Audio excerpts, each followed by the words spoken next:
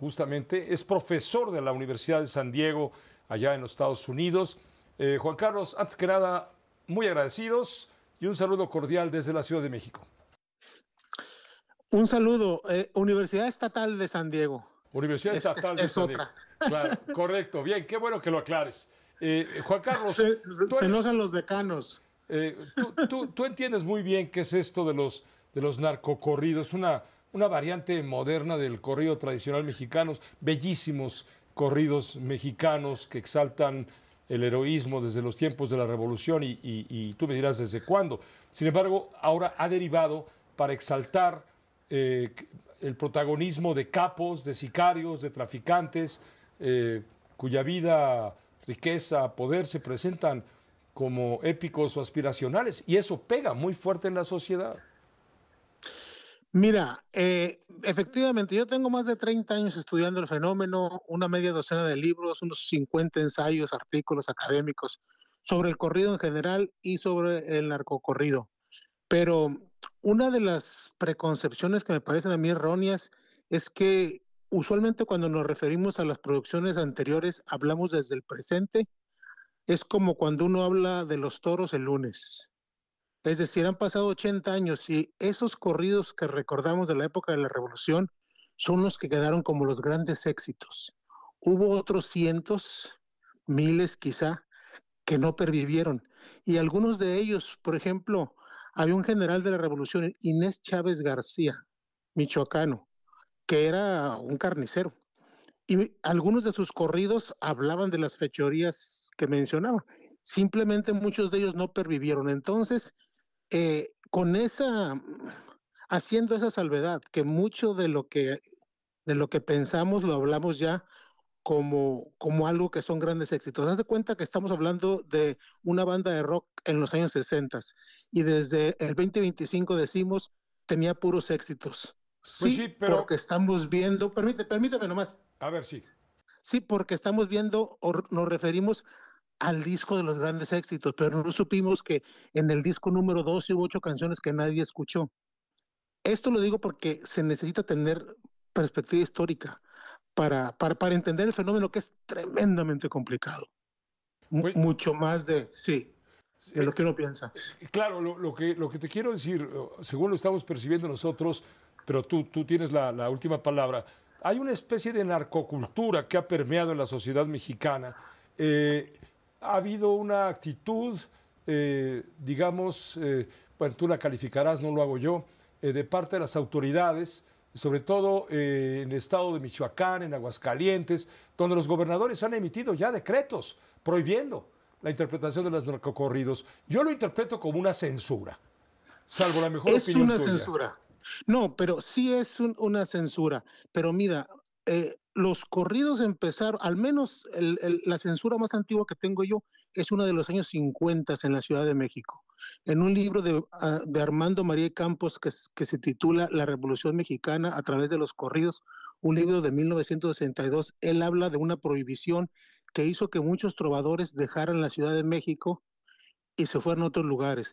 Después, en los años 80, en Sinaloa, hubo también una prohibición en los tiempos de la Bastida. Periódicamente aparecen este tipo de prohibiciones. Desde mi punto de vista, nunca logran nada realmente tangible. Te Sí, pongo el ejemplo que posiblemente sea el que está más fresco en la gente ahorita. La canción o el corrido de Los Alegres del Barranco de hace algunas semanas. Era un corrido poco conocido realmente, y se convirtió en el corrido cuya letra fue la más buscada en todo el mundo. ¿te refieres al Señor de los Gallos? Sí, o sea, se logró el objetivo completamente opuesto. Al censurárseles, lo que hizo es que la gente tuviera más morbo por buscar exactamente de qué se estaba tratando. Los que somos padres sabemos que la manera más fácil de que un hijo haga algo es decirle no lo hagas, ¿Te no te acuerdas, juntes con ese te amigo. acuerdas, Juan Carlos, cuando había un secretario de Gobernación que prohibió que en la escuela de su hija se publicara el libro de Carlos Fuentes? Bueno, Ahora, Aura. Y fue sí, la cómo no. época en que Aura vendió más libros que nunca, Exactamente. porque somos hijos de la mala vida. Es que esto no funciona así. Realmente nunca han sido efectivas las censuras. Lo único que hacen es provocar más morbo. Yo siempre he pensado, y el fenómeno es económico, la raíz de esto es económica, porque, mira, yo he documentado canciones o muestras de narcocultura desde los años 20 y 30, pero la narcocultura como realmente la entendemos hoy en día, para mí es un producto del mediados de los 80 con el caso Rafael Caro Quintero. Tú y yo somos casi contemporáneos, recordarás que se empezó a decir de manera errónea, porque él nunca lo dijo, Natera, que era el cómico político que hacía la farsa, él sí lo dijo, que pagaba la deuda externa en 2 años y lo dejaban trabajar. Nos levantábamos, yo era bastante joven, pero me acuerdo que me mandaban a la tienda en la mañana por la leche y al siguiente día ya costaba más, significativamente más que el día anterior. Nos levantábamos con encabezados de periódicos donde decían que cada niño que nacía, cada bebé debía $10,000 ya de la deuda externa. Entonces, en ese contexto se dijo que se dijo, pero no lo dijo que Caro Quintero pagaba la deuda en 2 años y lo dejaban trabajar. Y cuando la gente común y corriente, la gente que no es criminal, empezó a tomar en serio y considerar esta idea, desde mi punto de vista, ahí es que el país empezó a echarse a perder. Pues te agradezco muchísimo, Juan Carlos Ramírez Pimienta, porque hay un hecho, la gente quiere escuchar y paga por escuchar, y lo que ocurrió en la Feria del Caballo en Texcoco fue que en el palenque donde la gente entró y pagó, y estaba enfiestada, claro, estaba bebida, no le quiso cantar Luis R. Conríquez, no les quiso cantar esos corridos porque le habían dicho no lo hagas, y se perdió 4 o 5 millones de pesos en equipo destrozado. La gente va a eso, a los palenques y paga. ¿Por qué censurarlo? Si ya están censurados en la radio, en la televisión, bueno, ¿por qué en un palenque donde la gente va y paga no les permiten a los artistas la libertad de expresión? Creo que ese es el gran debate, querido Juan Carlos. A mí me parece igual. Si alguien es mayor de edad, no está cometiendo un crimen, puede escuchar música diabólica si así le plazca. Mientras no esté cometiendo un crimen, la gente debe de tener derecho, porque lo que uno piensa después es que sigue.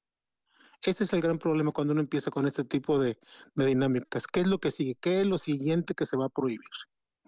Te ¿O quién va a agradezco, decidir qué es corrido malo y qué es corrido bueno?